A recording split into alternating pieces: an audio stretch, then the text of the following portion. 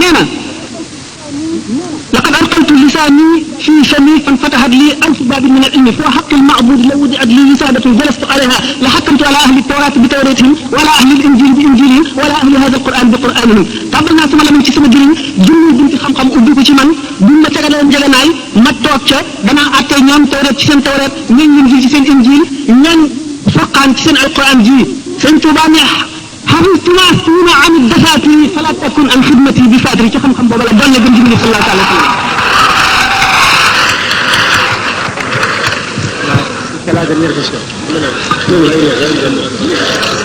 kon bu ñu delloo ci am bachir yi doomu aadama ruux gi wax suñu borom jox ruux googu dugal bu ñu ko dugal ci yaram daf ko may élasticité boo xam ne mën naa wàcc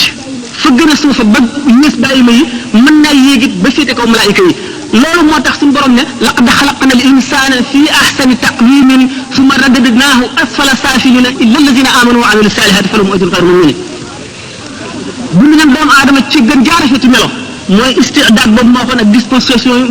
yooyu moo xoon ak ni ñu ko composé muy gën jaamati composition nga xam ne nit ki mën naa àgg ci boromam foo xam ne malaayika xelam xalaatu ko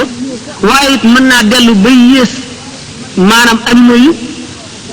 moo tax mu delloo ko gannaaw ca gën jaa suufe yi ña suufe lu dul gaa ñi gëm te jëf-jëf jiw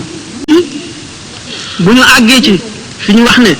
am na question buy laaj ndax sëñ Touba loolu Moussa Ka sëñ Moussa Ka wax ci Masaalikul Jinaan naan li sëñ Touba wax ne bi Moussa labalee Firawna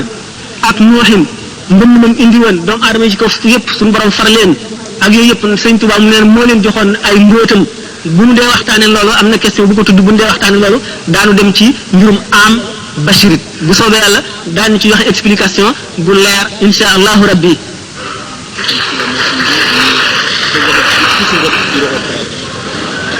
ba tey kan la ko sëriñ Pay mooy laaj ndax sëñ Touba moo bind ne ay taalibeem yëpp dañuy dem àjjana bala ma ko expliquer dara danaa ko xamal ne taalibe bi nangu seen njëbbal day da ngay dem àjjana jëlale naa ne jaam dana àgg ci boromam foofu bu jógee di dox ku tàggoog moom ku dajeeg moom suñu borom baal la say bàkkaar jaam dana toll foofu ku bokk ak moom lekk suñu borom baal la say bàkkaar ku ñu wax Uwaysul Qarani fekk woon na jamono yonent bi sallallahu alayhi wasallam ci li gën a bari ci waxi mu arrixoone yi jaam noonu jaam boobu ñuy wax Uwaysul Qarani yonent bi sallallahu alayhi wasallam nee woon na Abu Omar yaag Ali yéen a koy gis sidna Ali nag sidna Omar ñoo ko gis bañ ko gisee ñu taalal ko seen loxo ne ko ñaanal mu ne leen ku jóge ci yonent bi sallallahu alayhi wasallam da ngay ñaanloo kenn ñu ne ko ah yonent bi kat moo waxoon ne buñ la gisee nan la ñaanal ndax loo ñaan suñu borom dana ko def mu ne la ah Muhammad ibn Abdullahi Muhammad doomi Abdullahi yéen di gisu leen ci moom mu dul takk ndooram sidna Omar ne ko ah ba sidna Abubakar sax mu ne ko ba sidna Abubakar sax gisul ci moom lu dul takk ndooram mu ne ko waaw yow nag ndax gis nga alxaqiqatul muhammadiyya mu ne ko man ñaanoon naa sa borom mu woon na alxaqiqatul muhammadiyya mu di ma muri kiiraay yi di muri ba mu des juróom-ñaar fukki junniy kiiraay yoo xam ne benn bu ma ca jege woon rek damay seey mu ne day sëñ Tuubaa nee na araytani sirra rasulillahi wa qaala laa ilaha illa allah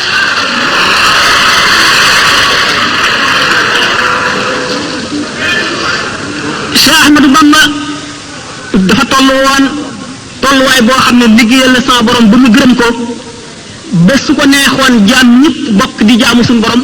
yomal xiyam mu ne leen mu ne ko tabbal leen safara mu tabbal ko safara te du ko ne lu tax wala jaam ñëpp bokk koy mooy ba keroog mu ne ko tabbal leen àjjana mu daal di koy mu daal leen di tabbal àjjana te du leen ne lu tax